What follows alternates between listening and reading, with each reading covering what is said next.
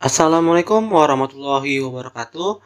Kali ini kita membahas part 7 untuk matematika kelas 7 sumatif akhir tahun gitu ya. Oke, kita mulai aja. Jadi 21, perhatikan pernyataan berikut. Semakin banyak pekerja, semakin banyak upah yang harus dibayar. Semakin pendek jarak yang tempuh, semakin sedikit juga bahan bakar yang terpakai.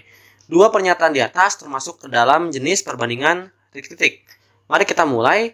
Jadi dalam matematika ada dua jenis perbandingan. Yang pertama adalah perbandingan senilai.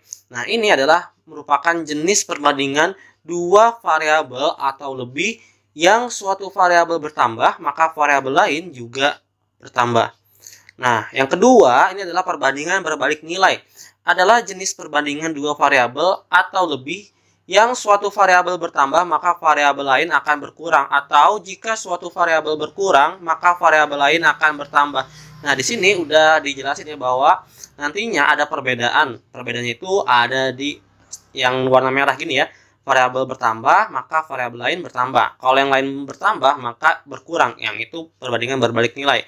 Coba kita lihat pernyataan lagi. Semakin banyak pekerja. Oke, berarti semakin banyak pekerja itu misalkan kita umpamakan dengan tanda panah ke atas ya. Karena semakin banyak, maka semakin banyak juga upah yang harus dibayar. Nah, tadi variabel bertambah, maka variabel lain juga bertambah. Berarti kalau misalkan ada yang bertambah, maka yang lain juga bertambah.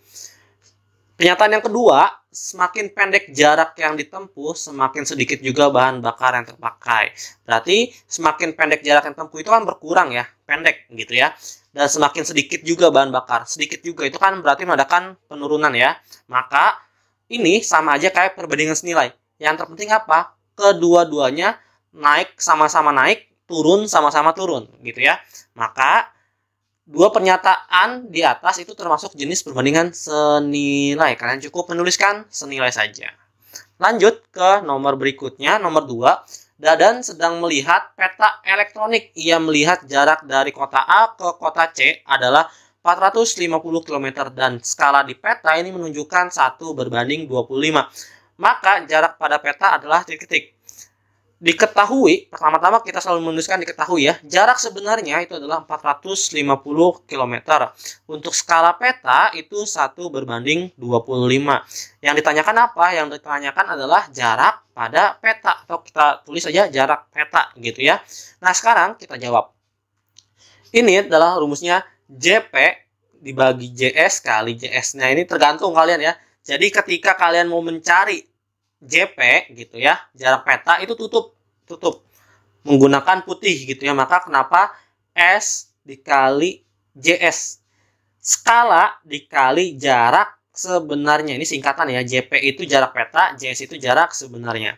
Maka tinggal kalian kalikan aja, berarti JP sama dengan skala dikali jarak sebenarnya. Kalau misalkan kalian mencari skala, itu tinggal kalian lihat aja, dihapus nih yang skala sama perkalian, maka tinggal JP dibagi dengan JS gitu ya. Ini rumus-rumusnya bisa kalian balik.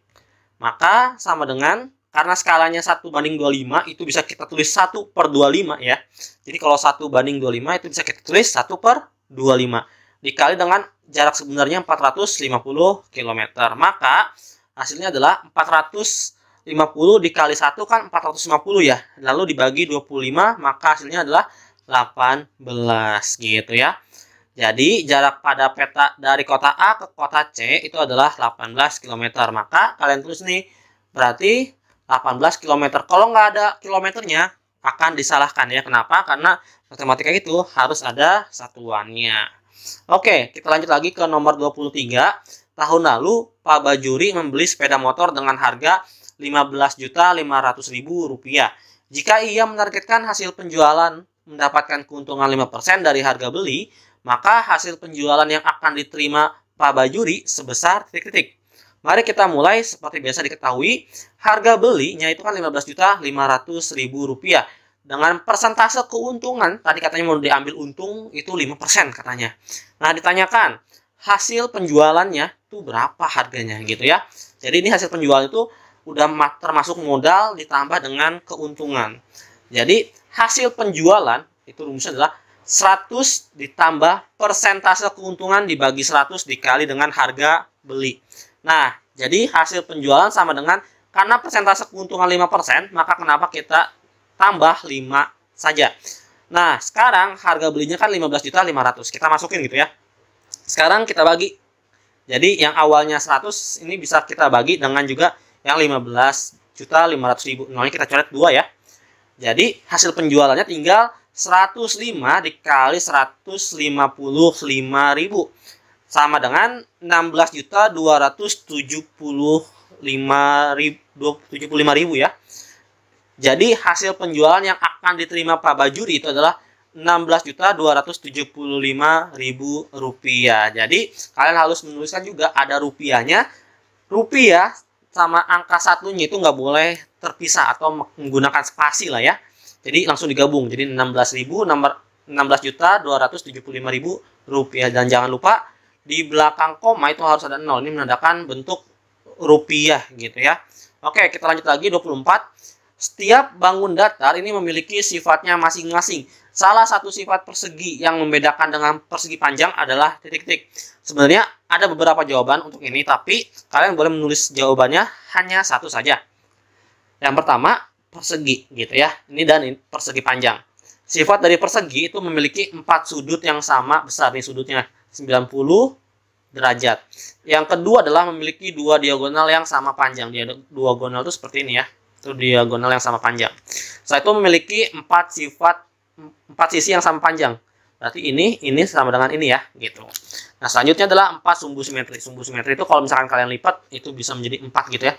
Dan sumbu simetri lipat dan juga 4 simetri putar.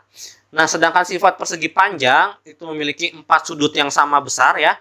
Sama-sama 90 semuanya kalau kita ini ukur gitu ya, dan memiliki 2 diagonal yang sama besar. Diagonalnya nih dari sini pojok ke pojok, pojok ke pojok gitu ya. Memiliki 2 sisi yang sama panjang. Ya benar ya, dari sini hanya sama sini gitu ya, 1 dari yang sini yang lebar dengan yang lebar juga 2 ya. Memiliki 2 sumbu simetri dan juga memiliki 2 simetri lipat dan memiliki 2 simetri putaran. Nah, jadi jelas yang membedakan hanya ini ya.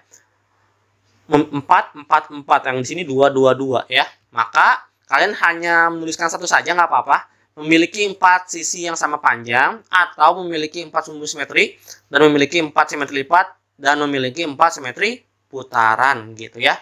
Oke, kita lanjut lagi ke nomor 25. Perhatikan gambar di bawah ini. Jadi jika sudut BCD itu sama dengan 105, maka besar sudut B adalah titik-titik. Ini ada pengecohnya untuk soal ini sebenarnya. Ada begitu bagian yang nggak penting, tapi kita harus bahas juga. Kita kan akan melihat bahwa jika sudut BCD-nya 105, maka B gini ya, BCD. Oh, berarti si C ini yang di tengah itu merupakan sudutnya. Kalau sudutnya misalkan ABC, maka sudut B-nya lah yang jadi 105-nya. Oke, kita lanjut lagi. Kita tahu bahwa nantinya kalau misalkan dipindahkan ya, ini kan sudut B ya, ini sudut B. Kita pindahkan nih yang warna merah sudut B. Kita pindahkan ke arah sudut C. Maka kalau kita punya busur gitu ya. Ini kan besarnya 180 derajat. Maka sudut B gitu ya. Ini sudut B yang merah. Jika ditambah dengan sudut BCD yang 105 sama dengan 180 derajat. Maka kita ganti sudut BCD-nya menjadi 105. Maka sudut B ditambah 105 sama dengan 180.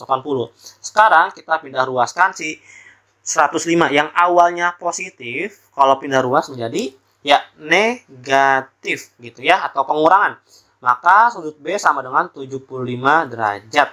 Jadi maka besar sudut B adalah 75 derajat. Oke, mungkin cukup sekian. Kita lanjut lagi ke part 8. Assalamualaikum warahmatullahi wabarakatuh.